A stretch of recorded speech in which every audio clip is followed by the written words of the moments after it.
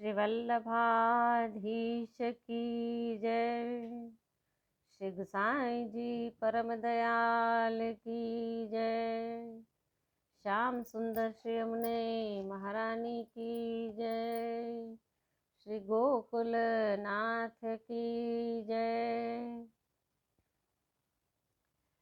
प्रिय वल्लभीय जनों, हमारा जो क्रम चल रहा था उसी को जोड़ते हुए आज श्री गोकुलेश प्रभु के 11वें वचनामृत पर हम विचार करेंगे। श्री गोकुलनाथ जी 11वां लक्षण कहते हैं, वैष्णव प्राणी मात्र पर दया करे। ये बहुत मुख्य बात है। हम सभी वैष्णवों को, हम सभी जनों को, वैसे तो मनुष्य मात्र को, प्राणी मात्र पर दया करनी चाहिए, चाहे फिर वह किसी भी योनि का हो। कोई वैष्णव अपने घर आते हैं तो प्रसन्न हो, समझे कि वैष्णव के रूप में प्रभु पधारे हैं। कितनी उत्तम बात है। वैष्णव को के अंदर अपन को प्रभु के स्वरूप के दर्शन करने के लिए श्री गोकुलनाथ जी आज्ञा करते हैं। यह समझकर वैष्णव का सम्मान करें, नाना प्रकार के महाप्रसाद लिवाए, सामर्थ्य के अनुसार सम्मान कर प्रसन्न करें। किसी से ऋण लेकर न करें, ऋण हत्या के बराबर है।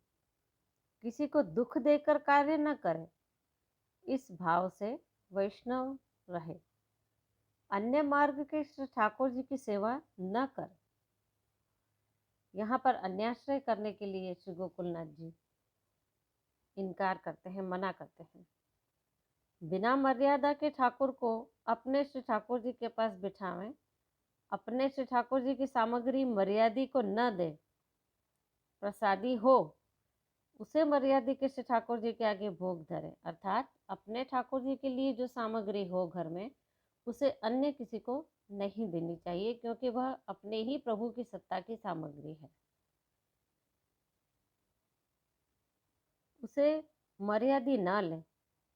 लीला का भाव अन्य मार्गी तथा पात्र को न कहे।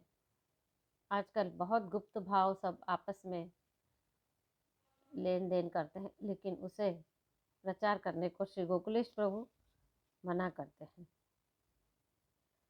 पुष्टि मार्ग में जो अनन्य हो उससे निवेदन तथा लीला के भाव का स्मरण करें। गुरु द्वारा प्रदत्त अष्टाक्षर या पंचाक्षर का प्रकाश यहाँ वहाँ पात्र के बिना न करें। बहुत ही समझने की बात है कि अष्टाक्षर महामंत्र के भाव को भी यहाँ प्रकाश करने के लिए मना किया गया है, तो पंचाक्षर तो फिर बहुत ही गूढ़ बात हो जाती है। जहाँ तक हो सके अपने श्री ठाकुर जी की सेवा यहाँ वहाँ किसी के घर न पधरावे। बहुत ही मुख्य बात आज के समय के अनुसार समझने की है। श्री ठाकुर जी को वैसे ही वैष्णव कहीं भी पधरा कर अन्यत्र स्वयं चले जाते हैं। इस बात के लिए श्री गोकुलेश प्रभु बिल्कुल ही मना करते हैं कि अपने ठाकुर जी को अन्य वैष्णव के यहाँ न पधरावें। अपने घर सेवा सौकर्य सामर्थ्य न होने पर अन्य के घर जाकर 2 घड़ी सेवा करें। अगर पधराना पड़े तो वहाँ जाकर भी स्वयं ही सेवा करें।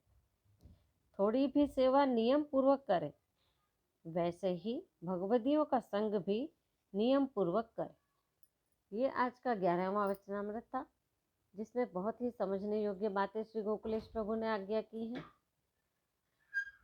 कि सेवा अन्य कहीं पधराना ही बिल्कुल मना करते हैं श्री गोकुलेश प्रभु, और अगर पधराएं तो स्वयं वहां जाकर अपने प्रभु की सेवा करें।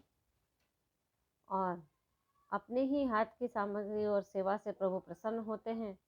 अन्य किसी की सेवा से प्रभु को प्रसन्नता कभी नहीं होती। यही आज के वचनामृत में हमने समझा और इस पर गहन रूप से हम विचार करेंगे। अगला वचनामृत अपन अगली बार लेंगे। श्री वल्लभाधीश की जय।